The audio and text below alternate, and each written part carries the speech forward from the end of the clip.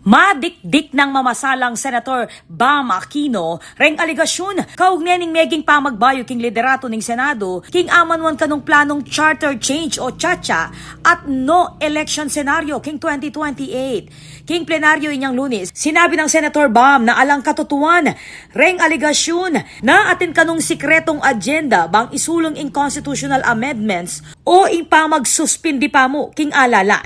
Video po na nakita ho natin, marami hong pagsisinungaling. Ang constitutional change. Hindi ho yan binanggit ni former Senate President Soto, ni Senator Lacson. Hindi ho yan nabanggit ni isang beses. Wala hong pag-push, wala pong nagsabi, mag-meeting tayo para mag-chacha, para mag-conas, wala pong nangyaring ganyan. Unang-una pong fake news.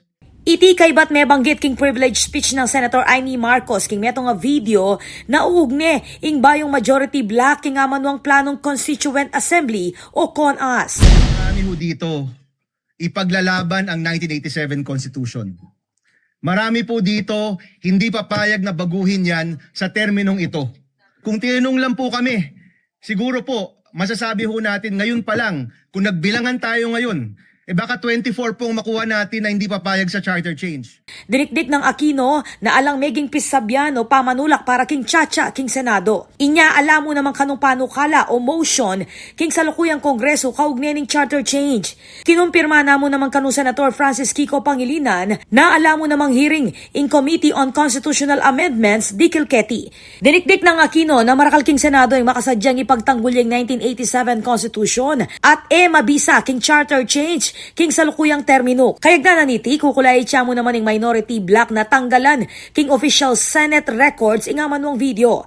Amuyutan nala namang Aquino yung publiko na maging mapagmatsyag laban king fake news at misinformation lakwas na king social media.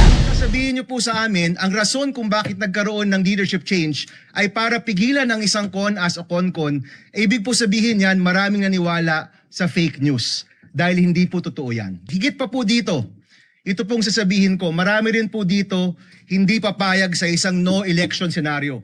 King panalwi kukulay ching senador kareng kayang kayabe na iwasan ng distraction at itutuking atensyon kareng maulagang pisasabyan at pamangailangan na rin Pilipino. Ako po, Patricia Mamangon para King News Force Pampanga, balitang tutuking balen, susuyo.